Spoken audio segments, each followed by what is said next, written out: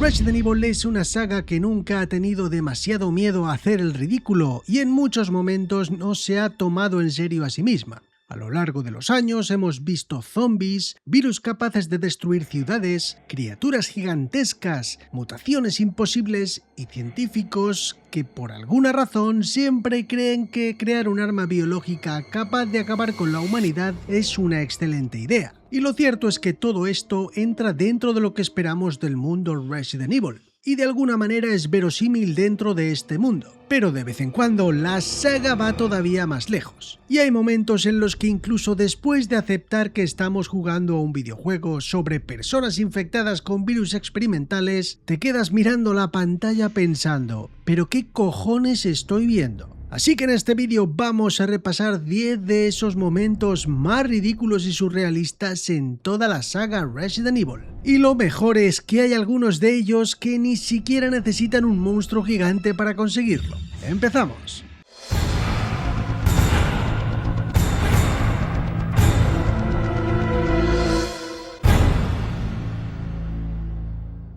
Comenzamos este ranking con uno de los elementos más legendarios del primer Resident Evil. Y no estoy hablando de los zombies, hablo de sus actuaciones de voz, porque Resident Evil 1 es un juego que pretendía crear una atmósfera oscura, aterradora y opresiva, y lo cierto es que lo conseguía, hasta que alguien empezaba a hablar. Desde los primeros minutos, el juego nos ofrecía auténticas joyas. Barry llamando a Jill The Master of Unlocking, hablando de convertirse en un Jill Sandwich después de que casi fuera aplastada por un techo, o esa manera absolutamente robótica de pronunciar determinadas frases, como si los actores estuvieran leyendo un guión escrito por un niño de 10 años por primera vez. Lo más maravilloso es que en ese momento nadie parecía darse cuenta de esto. Los personajes están en una mansión infestada de zombies, rodeados de cadáveres y criaturas mutantes, pero hablan como si estuvieran ensayando para una obra de teatro de final de curso. Lo más increíble es que estas actuaciones no arruinaban de ninguna manera el juego. De hecho, con los años se ha convertido en parte de su encanto, porque puedes mejorar los gráficos, puedes rehacer modelos, puedes remasterizar el sonido, pero hay algo que nadie debería tocar jamás: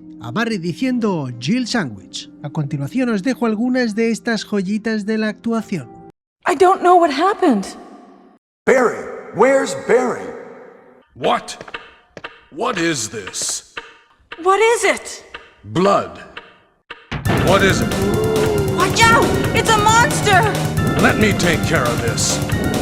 Jill, here's a lockpick. It might be handy if you, the master of unlocking, take it with you. What? Oh no! Barry, help me please. The door won't open. Quick! Oh, Barry! That was too close. You were almost a Jill Sandwich. You're right. It's me, Chris. Is that you, Rebecca?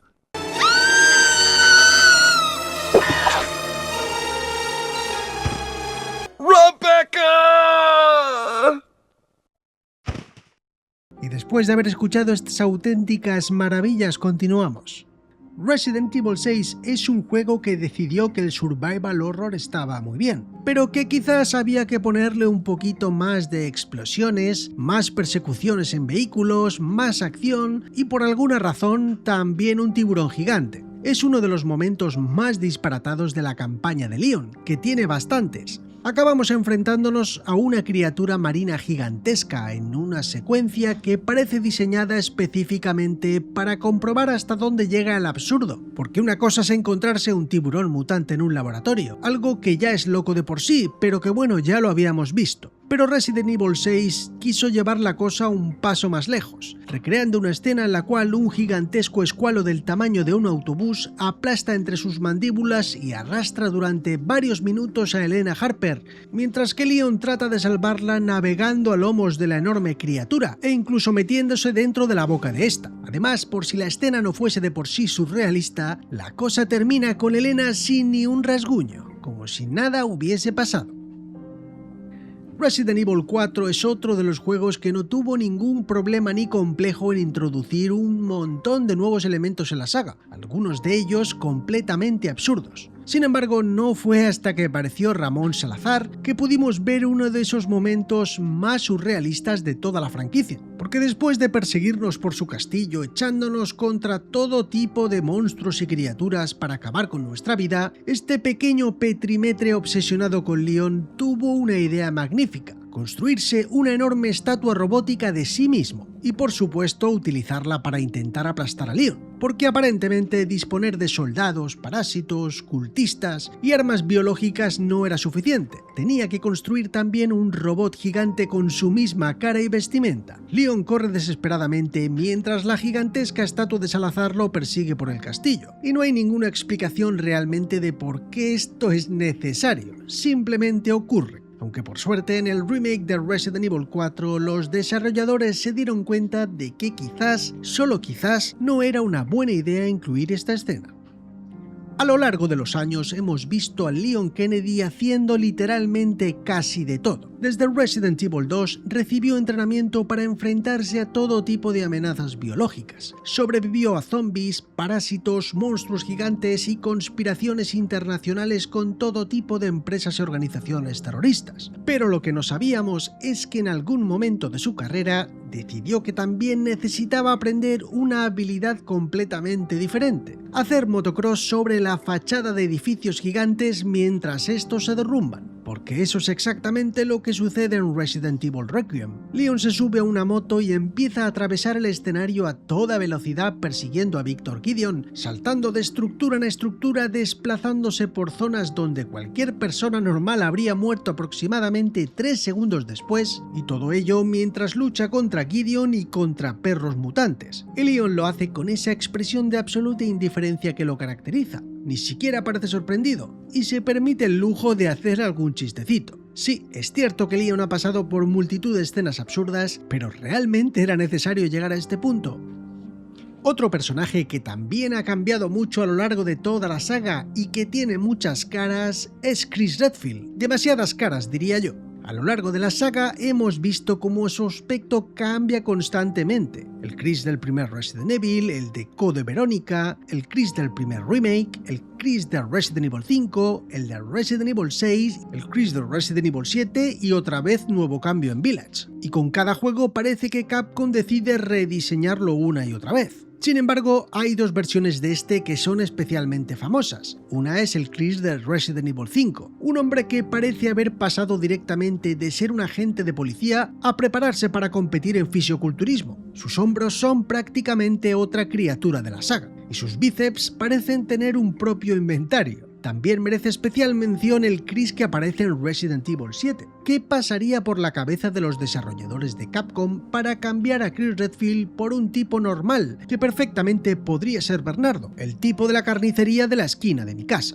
Por suerte, parece que se dieron cuenta de la cagada y en Village volvieron a utilizar a un Chris más acorde al aspecto de este en Resident Evil 6. Aunque ya no quedará en el olvido esa escena en la cual vemos a Chris bajar del helicóptero y quitarse el casco. Aunque pensándolo mejor, en esa escena no se presenta como Chris Redfield, sino solo como Redfield, y si fuera su primo. Aquí empezamos a entrar en territorio peligroso, porque en Resident Evil Village se introdujo a uno de los personajes más extraños de la saga, Karl Heisenberg, un tipo bastante peculiar, con un sombrero, un martillo, actitud de villano y sí, poderes magnéticos. Heisenberg puede controlar cantidades ingentes de metal con su mente. Y cuando digo grandes cantidades, no me refiero a mover un cuchillo de la mesa. Estamos hablando de maquinaria industrial, tubos, chatarra, motores, piezas metálicas gigantes e incluso vehículos enteros. Prácticamente cualquier objeto metálico que se encuentre cerca de él. Es decir, Resident Evil empezó hablando de ingeniería genética y terminamos teniendo un personaje con poderes que parecen sacados directamente de X-Men. Y lo maravilloso de todo es que el juego jamás parece particularmente preocupado por esta cuestión. Simplemente se acepta que Heisenberg tiene magnetismo. Y así continúa la historia, como si todo fuera perfectamente normal. Llegamos a Ethan Winters, un hombre que durante Resident Evil 7 descubre que tener una anatomía normativa es más una recomendación que una obligación. porque Jack Baker consigue cortarle un pie y Ethan, como cualquier persona razonable en esta situación, se lo vuelve a colocar. Un poquito de líquido curativo por aquí, un poquito de líquido curativo por allá y voilà, pierna recolocada. Y lo mismo haría años después, cuando Lady Dimitrescu le amputa una mano completa. Un poquito más de líquido reparador de juntas y listo. Nada de hospital, nada de botiquines, no hay médicos, ni cirugía, ni puntos de sutura. Nada. Simplemente el líquido curativo y a correr. Lo más maravilloso de estas escenas es que Ethan parece estar bastante tranquilo, como si lo que más le preocupara en su día fuera que se le hubiera roto el mando de la consola. Y esto es solo el principio, porque a Ethan Winters todavía le quedarían muchas más cosas por perder antes de terminar su aventura.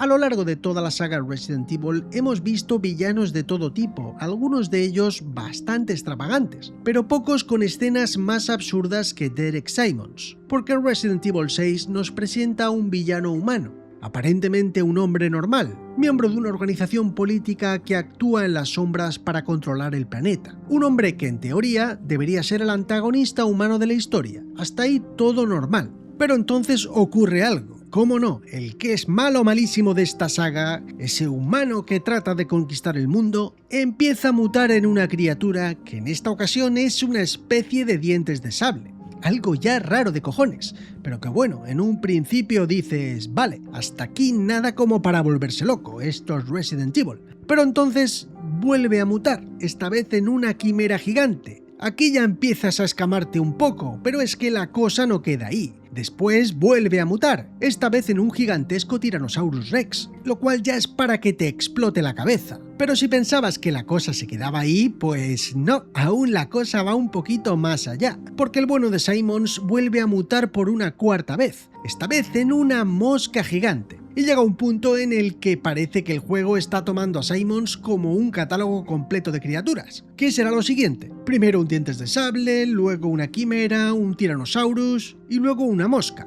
Cada una de las transformaciones más absurda que la anterior. Y cada vez que pensamos que finalmente hemos derrotado a Simmons, pues no, aún queda otra transformación más, y otra, hasta que finalmente te das cuenta de algo. No estamos luchando contra Derek Simmons, estamos luchando contra uno de los mayores absurdos de toda la franquicia.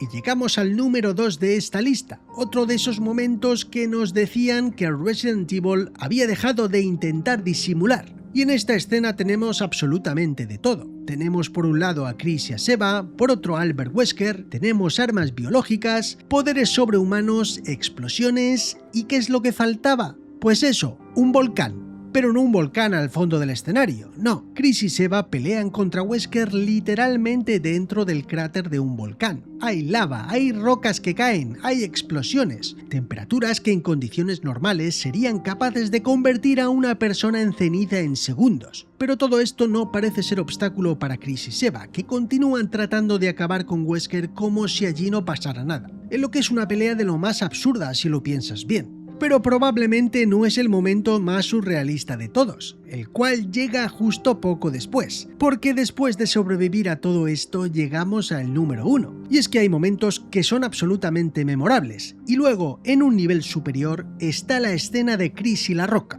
Chris y Sheva se encuentran con una enorme roca bloqueando el camino, una roca gigantesca que posiblemente pese varias toneladas, y Chris, que ha estado entrenando los últimos años, decide apartarla. Ahora bien, cualquiera pensaría que utilizaría explosivos, buscaría otro camino o utilizaría algún tipo de maquinaria o palanca para mover semejante pedazo de piedra. Pues no, Chris no. Chris mira a la roca mira a Chris y empieza a atizarle puñetazos uno detrás de otro, hasta que finalmente, como no podía ser de otra manera, la roca se mueve. Este momento resume perfectamente todo lo que ocurrió con Chris en los últimos años. El protagonista de un survival horror, el hombre que investigaba una mansión infestada de zombies, el agente que comenzó enfrentándose a armas biológicas, ahora está literalmente boxeando con una piedra. Y lo mejor de todo es que gana. Lo más impresionante es que el juego tampoco parece tener ningún problema con ello. Nadie se pregunta cómo es posible. Nadie dice, Chris, ¿estás bien? Simplemente siguen adelante, como si Chris hubiera hecho algo completamente normal.